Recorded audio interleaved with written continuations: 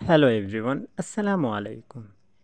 Nokia HMD global চীনে তাদের নতুন সাশ্রয়ী ফোন লঞ্চ করতে চলেছে। আর তারই সাথে সাথে নতুন সাশ্রয়ী features phone Nokia 108 4G launch করেছে।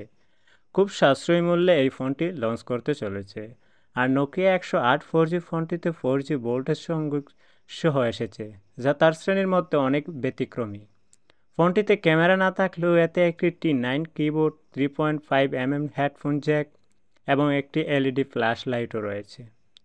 ব্যবহারকারীকে সুবিধাজনক করার জন্য বড় ফন্ট এবং বোতাম যুক্ত করা হয়েছে, যা সব বয়সের ব্যবহারকারীদের জন্য সহজতর। ফোনটি কালো, গোলাপি এবং নীল এই তিনটি রঙের উপলব্ধ হবে।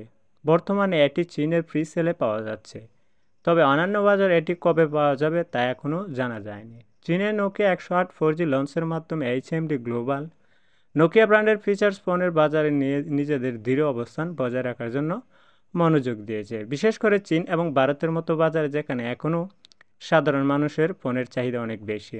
যদিও নোকিয়া স্মার্টফোন বাজারে কিছুটা পিছিয়ে পড়েছে, তবুও তারা ফিচার্স ফোন সেগমেন্টে তাদের উপস্থিত দৃঢ় করছে। বর্তমানে এটি চীনে ফ্রি সেলে পাওয়া যাচ্ছে, তবে অন্যান্য বাজার এটি কবে পাওয়া যাবে তা এখনও জানা যায়নি।